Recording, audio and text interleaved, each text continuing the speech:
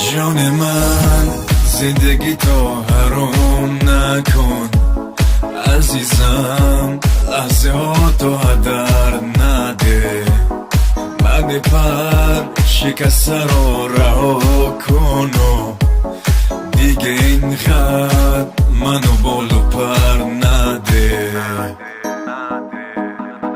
من میتونم زیر بار غصه ها بعد تو تنهایی طاقت بیارم.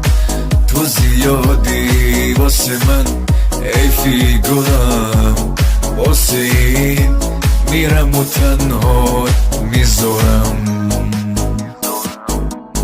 بعد از این برای من گریه نکن دیگه، من طاقت اینو ندارم. بذار خوش باشم به این که آرومی رو دلم اینجوری مرهم بذارم. بعد از این برای من گریه نکن دیگه، من طاقت اینو ندارم. بذار خوش باشم به این که آرومی رو دلم اینجوری مرهم بذارم. بعد از این برای من گریه نکن، برای من گریه نکن. بعد از این برای من گریه نکن. بعد از این برای من گریه نکن.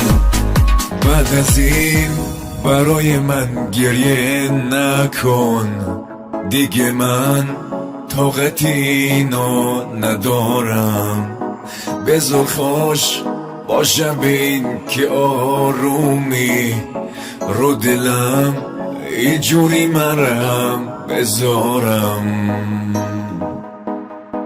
غصه منو نخور که بعد تو چجوری با بی کسیم سر میکنم. برو که الهی خوشبخت بشی، غیر از این مرگم و باور میکنم. بعد از این برای من گریه نکن دیگه، من طاقت اینو ندارم. بذار خوش باشم به این که آرومی رو دلم اینجوری مرهم بذارم. بعد از این برای من گریه نکن دیگه، من طاقت اینو ندارم. بذار خوش باشم به این